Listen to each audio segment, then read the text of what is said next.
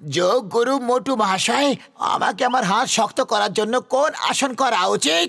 পূর্ণ রাত্রি উত্তনম হাতনম, অর্থাৎ সারা রাত উল্টো হাতের উপর দাঁড়িয়ে থাকো আর সকালে এসে দেখা করো। তথাস্তু। গুরুজি, আমার চোখের নম্বর বেড়ে গেছে।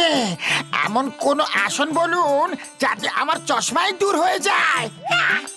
পূর্ণ রাত্রি আই ওপেনম করনম, অর্থাৎ সারা রাত দু হাত দিয়ে চোখকে খুলে রাখো, বন্ধ হতে দেবে না। সকালে দেখা করো। গুরুজি, আমাকে অপরাধীদেরকে ধরার জন্য খুব দৌড়াতে হয়। এমন কোন আসন বলুন না যাতে আমি ঘোড়ার থেকেও জোরে দৌড়াতে পারি।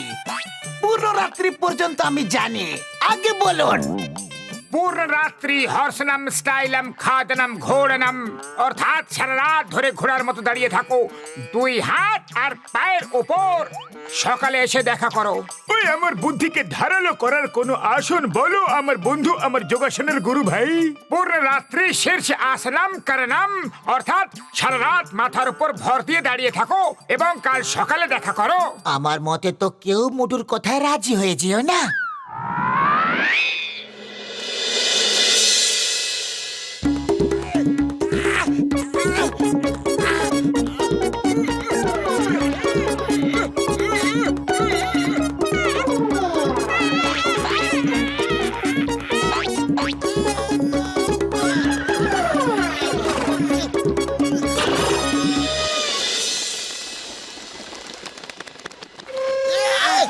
কেমন আছো আমার প্রিয় শিষ্যরা?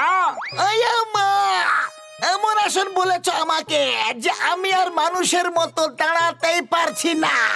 পুরো রাস্তা এইভাবেই হেঁটে এসেছি। আমার চোখ বন্ধই হচ্ছে না, পার্মানেন্টলি খুলে গেছে। এবার আমি ঘুমোবো কিভাবে?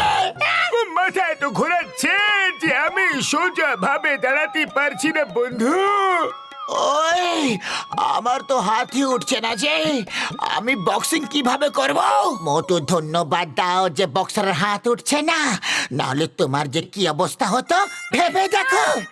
হাত চলছে না তো কি হয়েছে, পা তো ঠিক মতোই চলছে। চলো বন্ধুরা, এই যোগাসনের গুরুকে আমরা কিছু আসন শিখিয়ে দিই। চলো চলো চলো, আমিও শেখাতে চাই। মোটু, এবার আমিও একটা আসন শিখিয়ে দিচ্ছি। পূর্ণ দিবসম রানিং আসনম, অর্থাৎ সারাদিন দৌড়তে থাকো। তাহলে পালা রে। মোটু, তোমার যোগাসনের ভূত এবার মাথা থেকে নামলো কিনা? আরে আমার ভূত তো নেমে গেছে গো, কিন্তু এদের মাথায় যে আমাকে মারার ভূত চেপেছে সেটা কিভাবে নামাবো?